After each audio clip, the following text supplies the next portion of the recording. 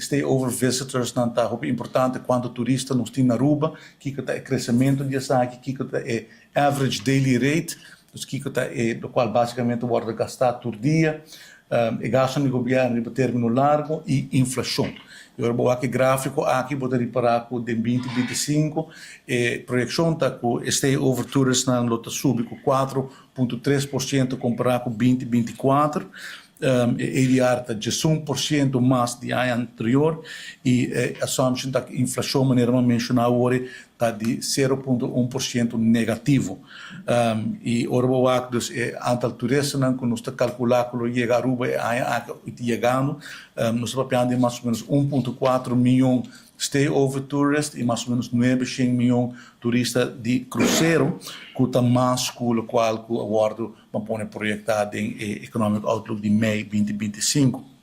Isso aqui, naturalmente, tem efeito positivo no crescimento econômico.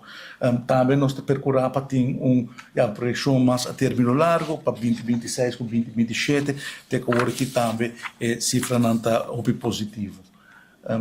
Que o gráfico aqui por o como você chega na calculação aqui que é importante, você por exemplo, consumo privado, que está entre o qual cada cidadão basicamente está gasta, esse aí tem crescimento de 7,5%. Consumo público, esse aí está entre o qual o aparato governamental está gasta, por exemplo, dentro do goederen en diensten, inkopen aan het governo está hasi, 8,2%, botawaxi com inversão de 2025 a cai atrás, esse aí inversão público e inversão privada.